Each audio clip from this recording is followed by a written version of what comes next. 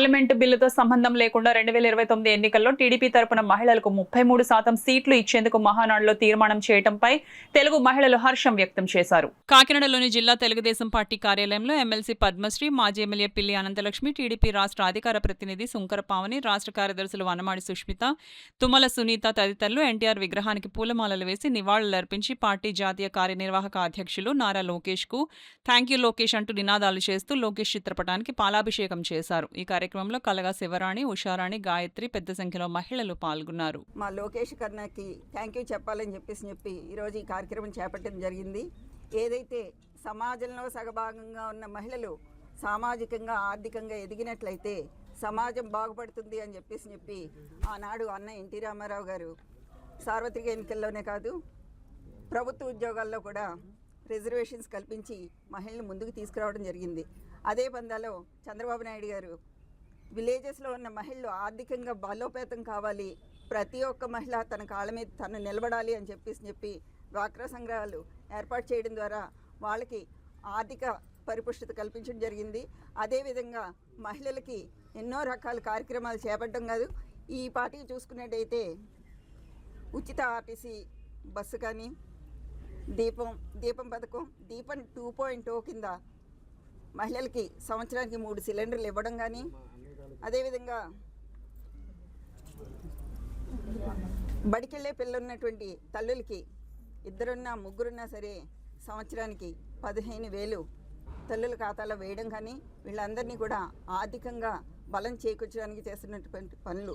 అదేవిధంగా చూసుకున్నట్టయితే డ్వాక్రా సంఘాల్లో ఉన్నటువంటి మహిళలు ఆర్థికంగా ఇంకా ఎంటర్ప్రినర్ కింద పారిశ్రామికవేత్తల కింద ఎదగాలని చెప్పి వాళ్ళకి 45% సబ్సిడీతో లోన్లు ఇప్పించడం, వాళ్ళతో చిన్న చిన్న పరిశ్రమలు ఏర్పాటు చేసుకుని వాళ్ళ కాళ్ళ మీద వాళ్ళు నిలదొక్కునే విధంగా వాళ్ళు ముందుకు తీసుకెళ్తూ ఉన్నారు.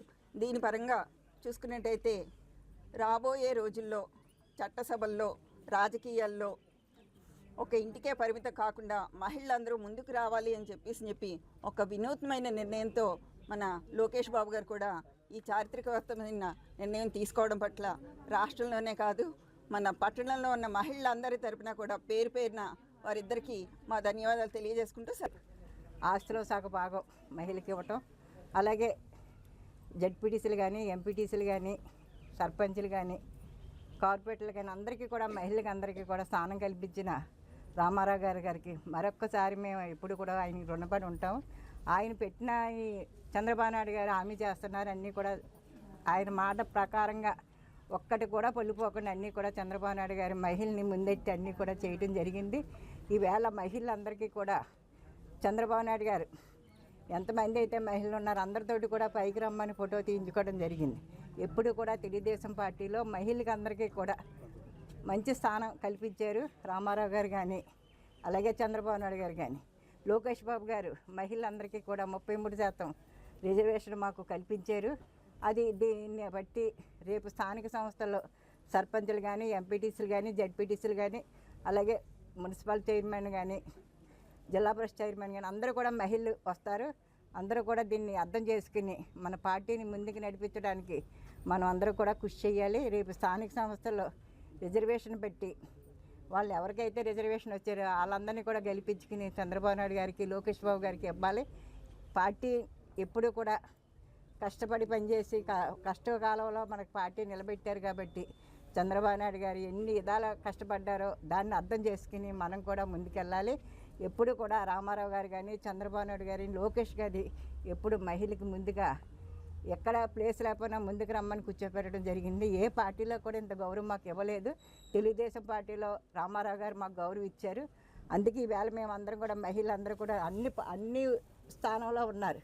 కార్పొరేటర్లు కానీ, అలాగే జిల్లా పరిషత్ చైర్మన్లు కానీ, మున్సిపల్ చైర్మన్లు కానీ అందరికీ ఈవేళ తెలుగుదేశం ప్రభుత్వానికి ముందుకు తీసుకెళ్ళాలి. లోకేష్ బాబు గారు పెట్టిన నిర్ణయానికి ఆయనకి మరొక్కసారి థ్యాంక్స్ చెప్పి మాతో వచ్చిన మహిళలందరితో కూడా ఆయనకి ఇక్కడ మనం చెప్పొచ్చు beauty lies in the eyes of the beholder, అలాగే development lies in the thoughts of a visionary leader, that is మన గౌరవనీయ ముఖ్యమంత్రి నారా చంద్రబాబు నాయుడు గారు అని చెప్పొచ్చు. ఎందుకంటే ఈయన విజన్తోని మన రాష్ట్రం ఎలాగ అభివృద్ధి చెందుతుంది అంటే డిఫరెంట్ సెక్టర్స్ అన్నీ కూడా డెవలప్మెంట్ అనేది చేయడం జరుగుతుంది.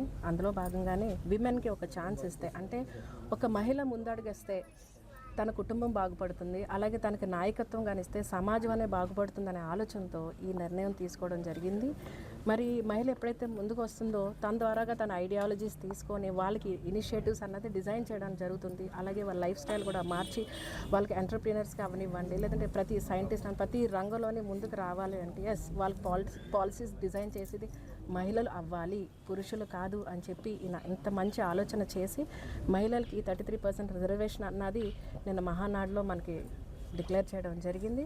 సో మన ఆంధ్రప్రదేశ్ హిస్టరీలో గోల్డెన్ వర్డ్స్తో రాయబడుతుంది. ఎందుకంటే it's not Andhra Pradesh also Indian హిస్టరీలో, ఎందుకంటే భారతదేశంలో ఏ రాష్ట్రంలో కూడా మహిళలకు 33% రిజర్వేషన్ అన్నది లేదు.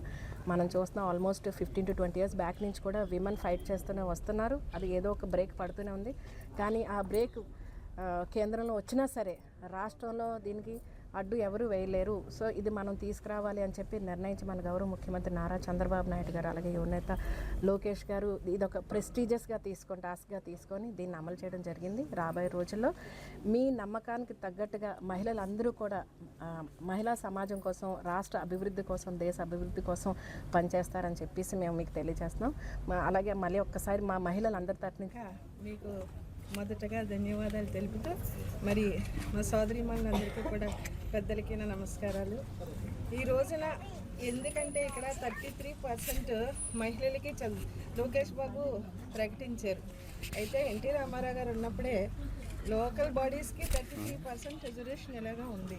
చట్టసభల్లోకి మహిళలకు 33% ఇస్తానని లోకేష్ బాబు అనౌన్స్ చేయడం అనేది మహిళలందరూ కూడా ఎంతో హర్షించదగ్గ విషయం. ఈ రోజున 33% అంటే 130 మంది మహిళలు చట్టసభల్లో కూర్చునే అవకాశం వచ్చింది. ఇది పార్లమెంట్లో ఇంప్లిమెంటేషన్ అవ్వలేదు. ఈ బిల్లు ఎప్పుడో పెట్టారు కానీ పాస్ అవ్వలేదు. ఈ రోజున మరి లోకేష్ బాబు పార్టీకి ఎలా ఉన్నారు అంటే ప్రభుత్వానికి ఈ పార్టీ క్యాడర్కి మధ్యన అనుసంధానంగా ఆయన పార్టీ క్యాడర్ని ఏ విధంగా కాపాడుతున్నారు, ఈ పార్టీని వదలకుండా ప్రతి కార్యకర్తకి కూడా ఎంతో గౌరవించి, మరి నేను చూస్తూ ఉండగా మన పార్టీ ఆవిర్భావ దినోత్సవానికి పార్టీ ఆవిర్భావం నుంచి ఉన్న మహిళల్ని మరి పెద్దల్ని పిలిచి మాతో పాటు భోజనం చేసి మాకు సన్మానం చేయడం జరిగింది. ఈ విధంగాను ప్రజల హృదయంలో, పార్టీ కార్యకర్తల హృదయంలో మరి లోకేష్ యొక్క ముద్ర చాలా గట్టిగా ఉంది. మరి రాబోయే రోజుల్లో కూడా తెలుగుదేశం పార్టీయే మనకి విజయకేతనం ఎగరేస్తుందని చెప్పి మీ అందరికీ